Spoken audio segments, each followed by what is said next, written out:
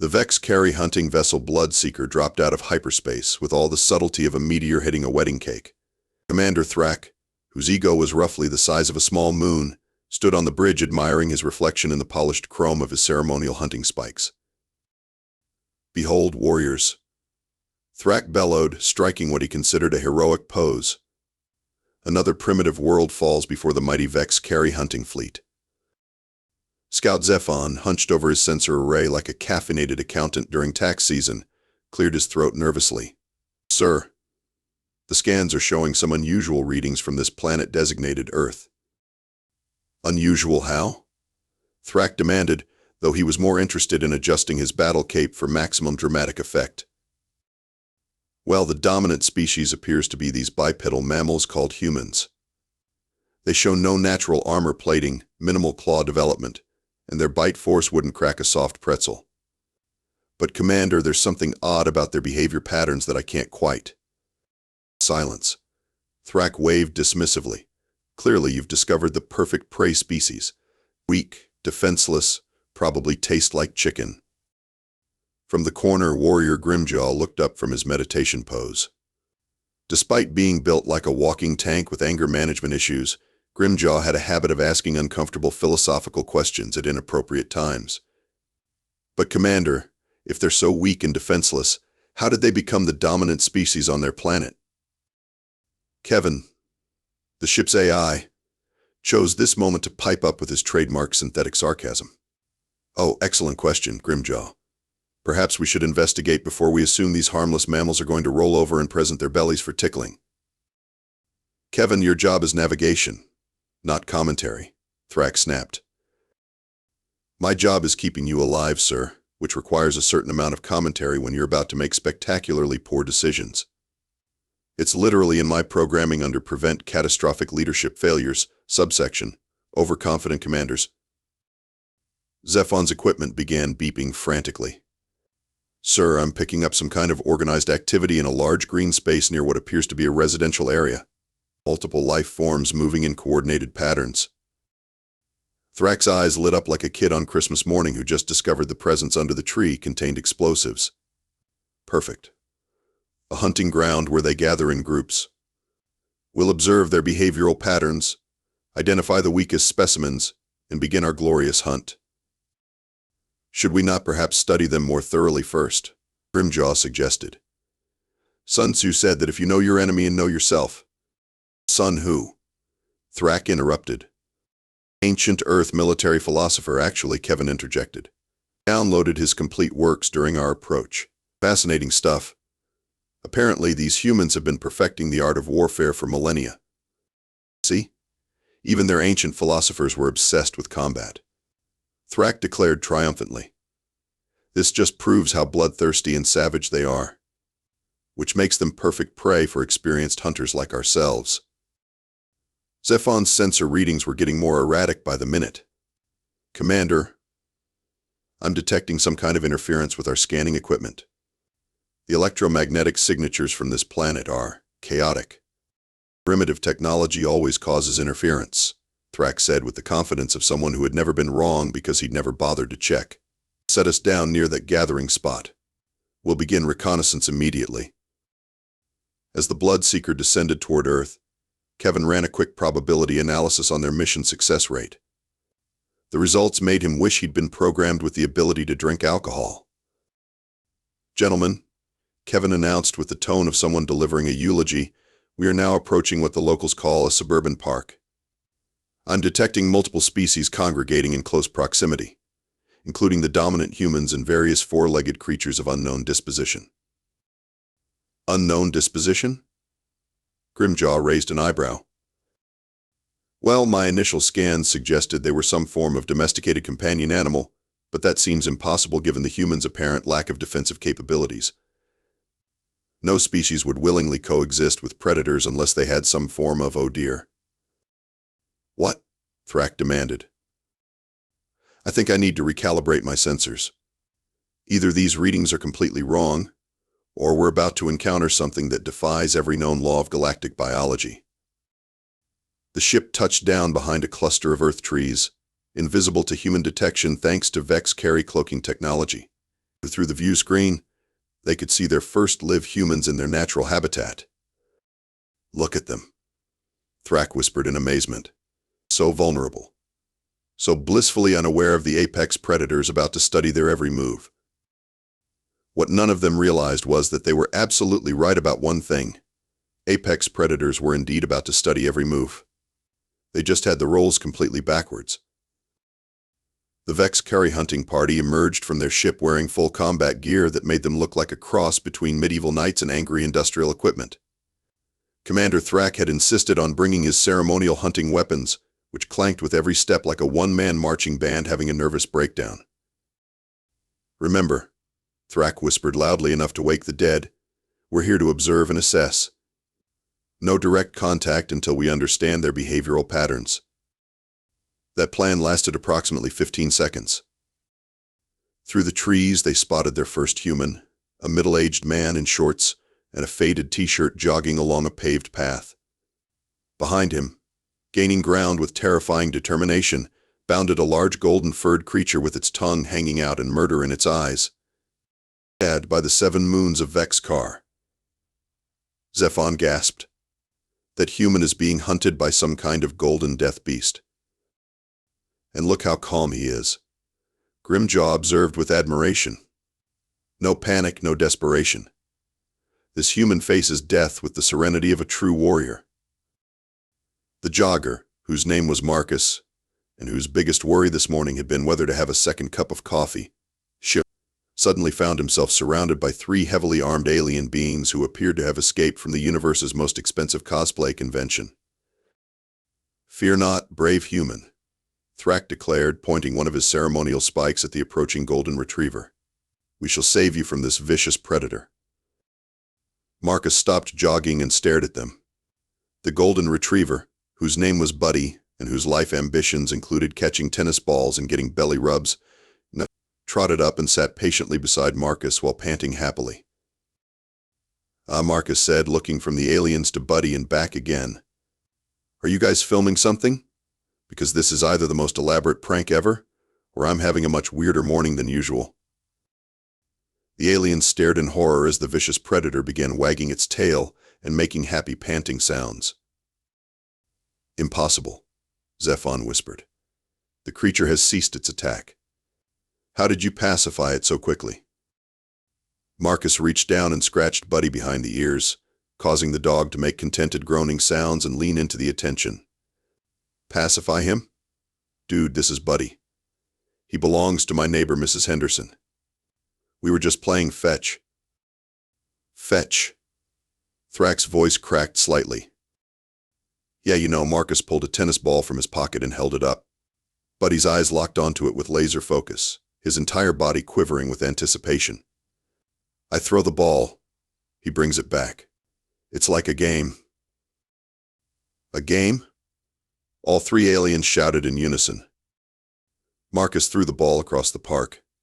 Buddy exploded into motion, racing after it with the speed of a furry missile.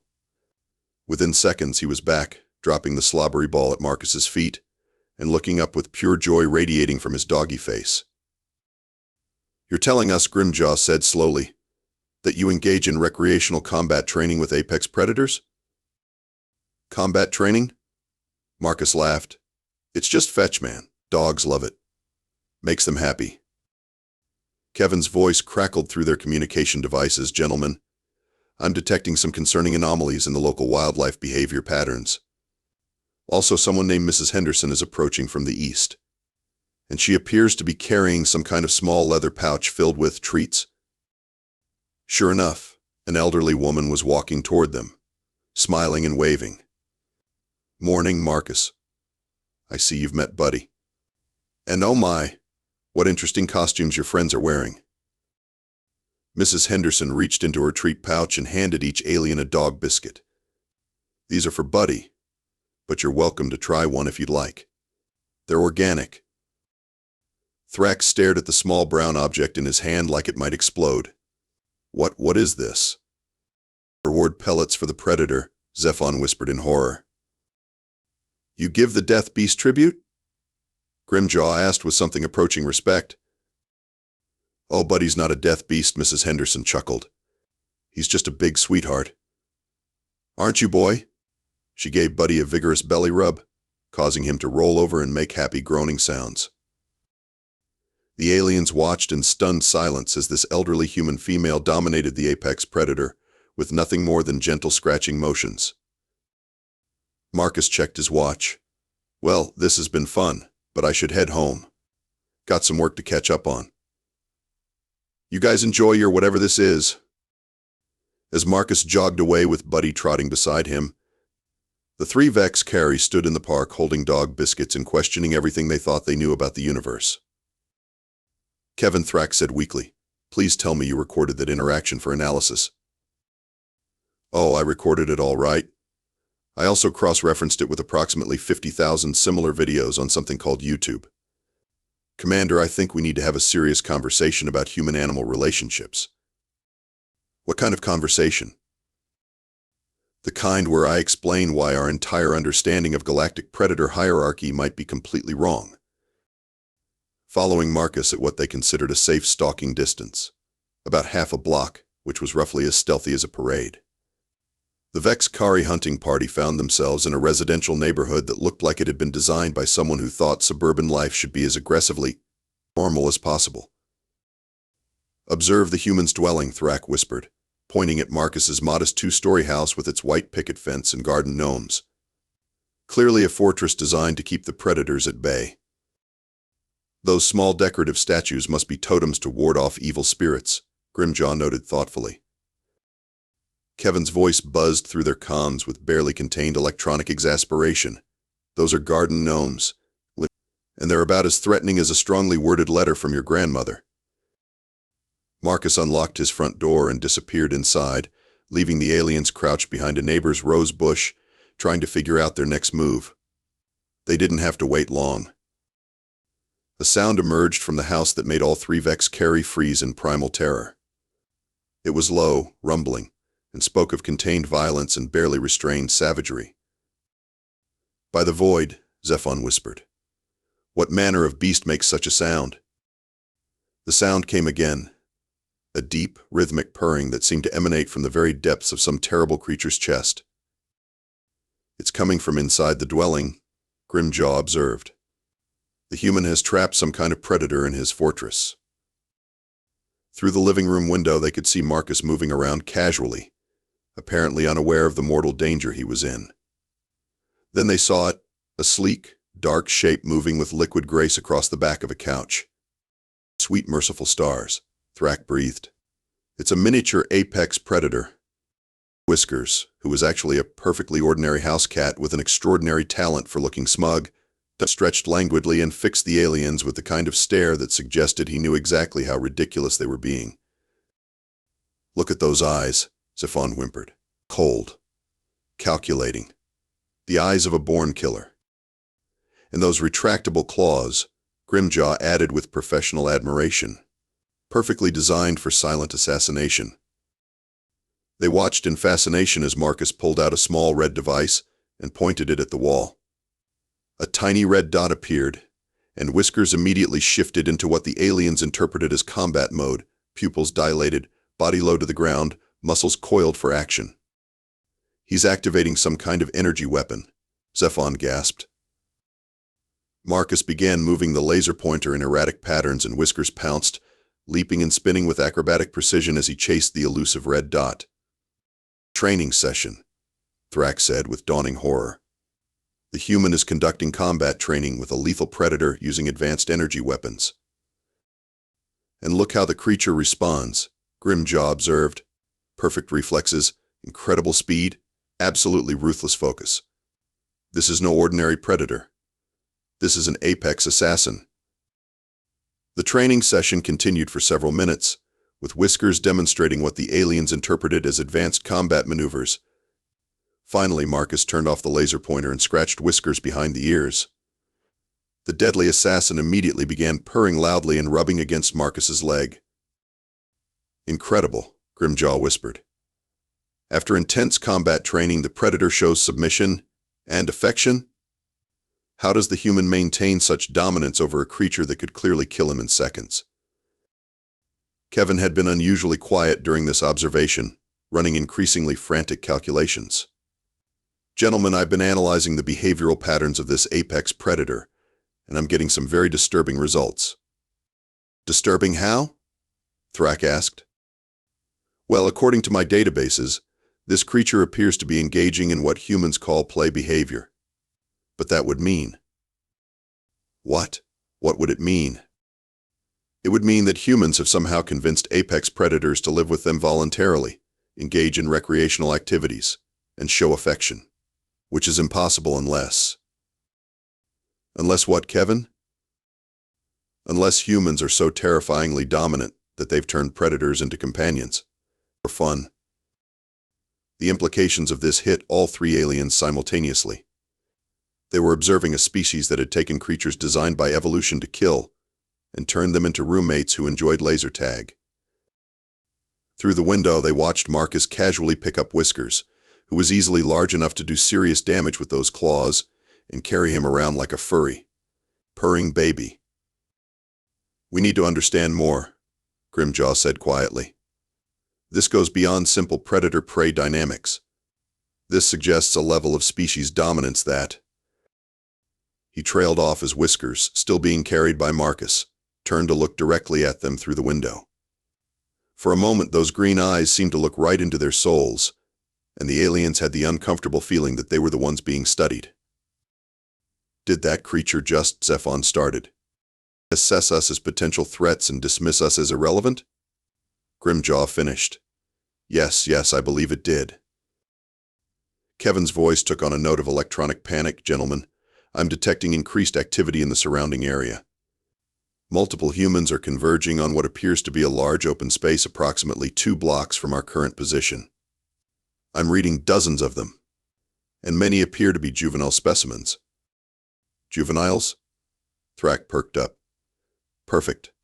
Young humans will be less experienced, easier to observe and understand. Sir, Kevin said with the tone of an AI who was rapidly losing faith in organic intelligence, might I suggest that observing human juveniles could provide us with insights into their training and development practices? Excellent thinking, Kevin. We'll observe their young to understand how they develop their predator domination skills. As they prepared to move to this new observation point, none of them noticed Whiskers watching them go with the satisfied expression of a cat who had just successfully convinced 3 aliens that he was a deadly assassin instead of a mouse pet who got excited about cardboard boxes. The playground at Riverside Elementary was buzzing with the kind of chaotic energy that happens when you combine 23 sugar-fueled 8-year-olds with recess and perfect weather. Into the Vex'kari hunting party, crouched behind a conveniently placed cluster of decorative bushes, it looked like a training ground for juvenile warriors.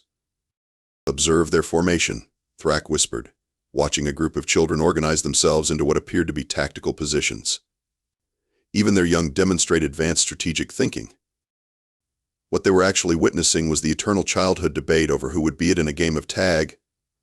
But the aliens interpreted the animated discussion as pre-combat negotiations.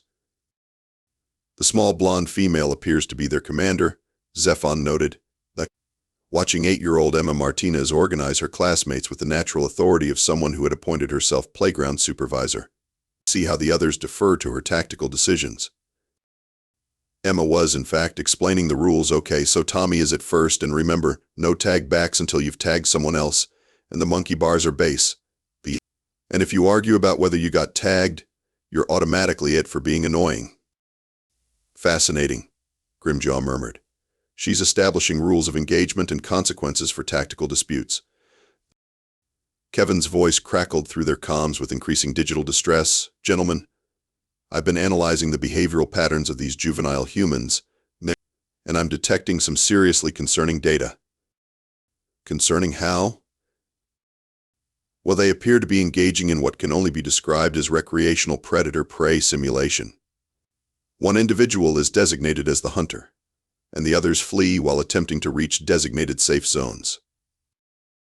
On the playground, Tommy had been chosen as it, and was now chasing his classmates around the equipment while they shrieked with laughter and scattered in all directions. Look at their training regimen, Thrak said with growing horror. The young ones willingly allow themselves to be hunted by one of their own kind. And observe the adults, Zephon added, pointing to the playground supervisors who were watching the chaos with calm expressions and occasionally calling out warnings about running safely. The mature humans oversee this combat training and encourage it. Mrs. Patterson, the playground supervisor, cupped her hands around her mouth. Remember to watch where you're running, kids. And Tommy, gentle tags only. She's coaching the hunter on proper technique, Grimjaw interpreted with professional interest. The game continued with increasing intensity as children darted between playground equipment, using slides and climbing structures as obstacles in their elaborate chase sequence. When little Sarah Kim got tagged, she immediately became the Nuit, and began pursuing her former pursuers with gleeful determination. Note the rapid role reversal, Thrak observed, from prey to predator in seconds. These humans train their young to adapt to changing tactical situations instantly. And they seem to enjoy it, Zephon added with disbelief. Listen to their vocalizations. The playground was filled with laughter, shouts of mock terror, and the occasional triumphant "got you," as tags were made and new hunters were designated. Kevin had been running continuous analysis on the situation and was reaching some deeply troubling conclusions. Commander, I've cross-referenced this behavior with similar activities throughout human culture, and I've discovered something that defies all known xenobiological principles. What? Humans appear to have turned survival instincts into entertainment. This tag activity is apparently one of hundreds of recreational pursuits where humans simulate danger, combat, or survival scenarios for enjoyment. As if to prove Kevin's point, a group of children on the other side of the playground began an impromptu game of hide and seek, which the aliens interpreted as advanced stealth and reconnaissance training. They're teaching their young tactical concealment, Grimjaw noted as children disappeared behind trees, under playground equipment, and in various creative hiding spots. And counter-surveillance techniques, Thrak added, watching the seeker methodically check each potential hiding spot. The situation reached peak absurdity when the playground supervisor announced that recess was almost over, and the children began a game of freeze dance to music playing from a portable speaker. What are they doing now? Zephon asked as children began dancing wildly to upbeat music, then freezing in place when the music stopped. Advanced reflexes training, Thrak decided. They listened to how their adult trainer uses audio cues to test their reaction times. Kevin's processing units were getting dangerously close to what humans might call a nervous breakdown, gentlemen. I've now cataloged 17 different games that human juveniles play regularly, and every single one of them involves skills that would be essential for either hunting, combat, or survival. But they do them for fun. For fun? Yes, recreational enjoyment. These humans have turned the fundamental challenges of existence into leisure activities. They've gamified survival itself. The implications were staggering. As the aliens watched, children effortlessly transitioned from tag to jump rope to something called red light, green light, each activity requiring different combinations of speed, reflexes, strategy, and coordination. And they start this training when they're barely old enough to walk, Grimjaw observed with something approaching awe. Kevin Thrak said slowly, "Are you telling us that human children voluntarily participate in intensive combat and survival training, and they consider it entertainment?" "That's exactly what I'm telling you, sir. And it gets worse." "How could it possibly get worse?" "Because I've been downloading their internet during our observations, and I've discovered that adult humans engage in something called extreme sports that make children's games look like meditation retreats." The playground supervisor blew her whistle, signaling the end of recess. Children began filing back toward the school building, chattering excitedly about their games and already planning what they'd play tomorrow. As the aliens watched these juvenile humans casually transition from intensive training exercises back to presumably academic pursuits, the full scope of what they were dealing with began to dawn on them. "We're not observing a primitive species," Grimjaw said quietly. "We're observing a species that has turned warfare into childhood development." Kevin Thrak's voice was barely a whisper. "What exactly are these extreme sports you mentioned?" "Sir," I really don't think you want to know. Tell me anyway. Matt. Humans voluntarily jump out of perfectly functional aircraft, swim with creatures that could eat them, climb vertical rock faces without safety equipment, and surf on frozen water down mountainsides at high speeds. For fun, sir. They do it for fun. The three Vex'kari sat in stunned silence, watching the last of the children disappear into the school building, each one a tiny warrior who had just spent 30 minutes practicing skills that would make seasoned galactic Marines nervous. Kevin had been unusually quiet for the past several minutes, which in AI terms was roughly equivalent to a human having an existential crisis while locked in a room full of contradictory philosophy textbooks. His processing units were working overtime, cross-referencing human behavioral data with every known species profile in the galactic database. Gentlemen, Kevin finally announced with the tone of someone delivering news that no one wanted to hear, I've completed my analysis of human recreational activities, and I need to share some findings that will fundamentally alter our understanding of this species.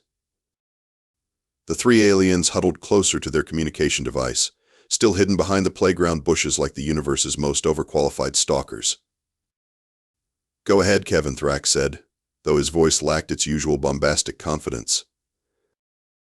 First, let me establish context. In our galaxy, apex predators avoid each other. Prey species flee from predators. This is the natural order that has governed life across 10,000 worlds. Yes, we know this, Zephon said impatiently. Humans have completely inverted this system.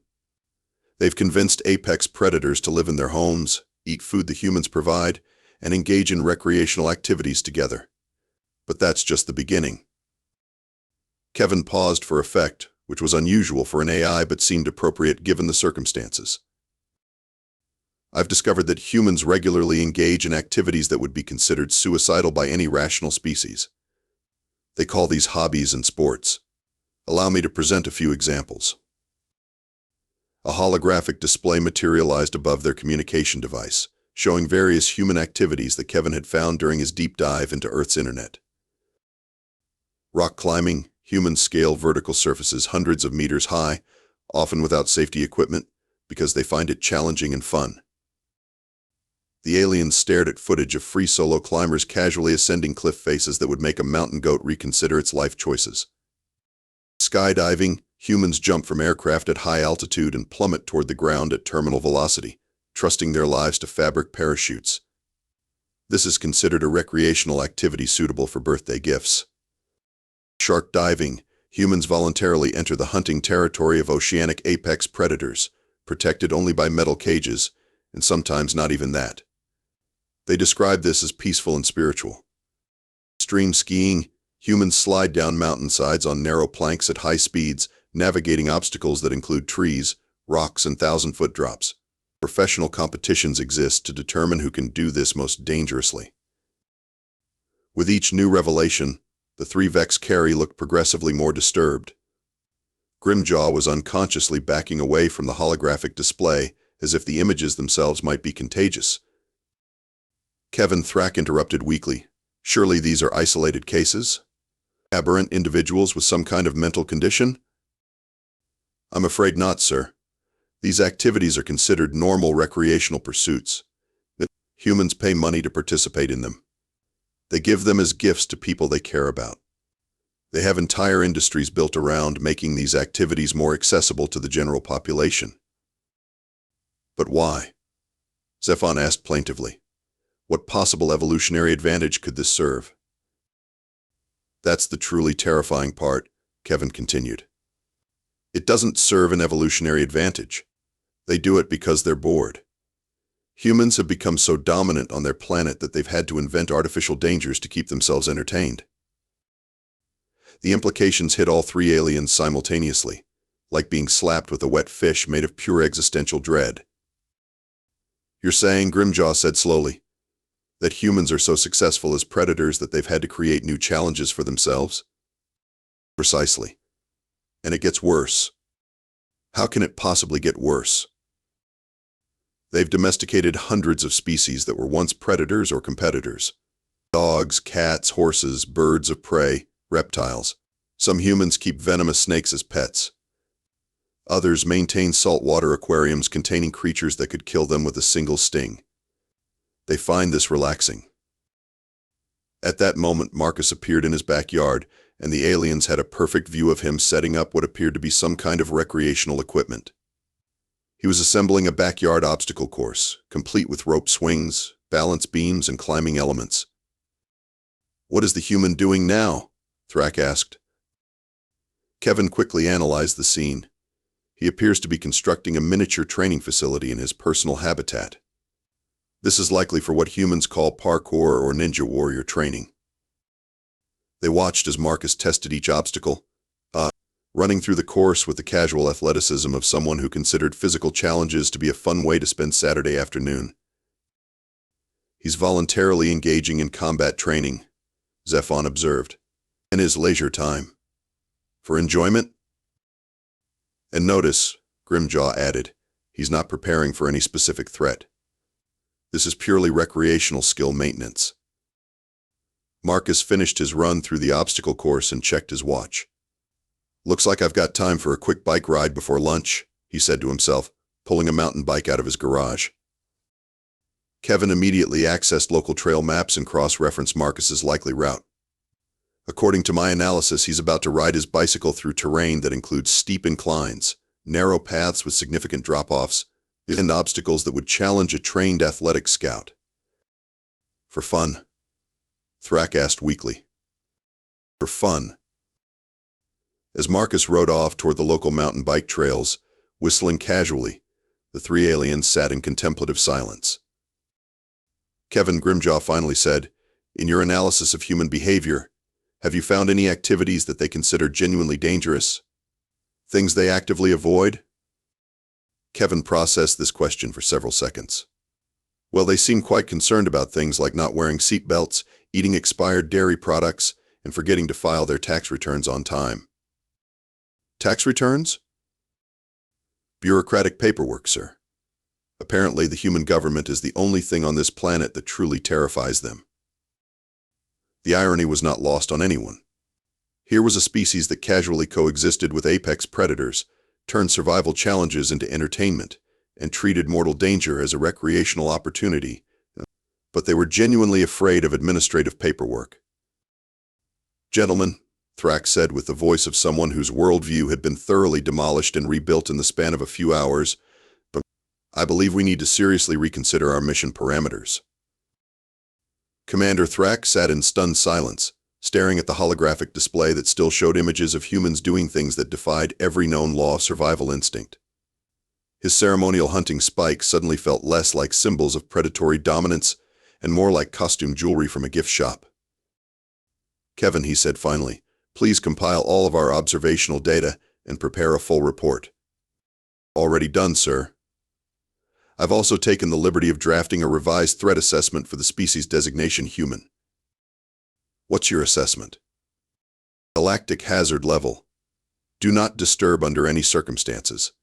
Subclassification, apex predator domesticators with recreational death wish tendencies."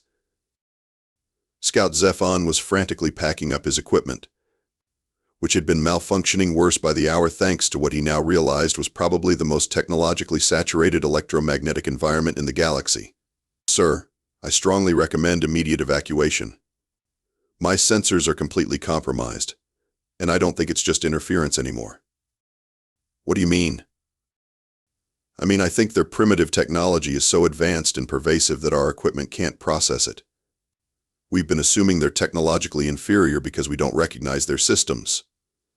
But what if they're so far ahead of us that their basic infrastructure looks like chaos too? Our sensors? No way. Kevin chose this moment to deliver the final blow to their remaining confidence. "Gentlemen, I've just finished analyzing human internet traffic patterns, and I've discovered something that explains everything we've observed." "What now?" Thrak asked, though he sounded like a man who had given up on being surprised. "Humans have detailed information about thousands of other species across their planet, including complete behavioral profiles, habitat requirements, dietary needs, and genetic data. They maintain this information in something called zoos and nature documentaries. So they're naturalists, Grimjaw said. That's not necessarily threatening. Sir, they're not just studying these species. They're preserving them. Humans have designated themselves as the caretakers and protectors of every other life form on their planet. They've appointed themselves the guardians of their entire biosphere. The implications were staggering. This wasn't just a species that had dominated their environment. This was a species that had assumed responsibility for maintaining the balance of life itself on their world. They're planetary ecosystem managers, Thrak whispered. Who keep apex predators as pets, Zephon added.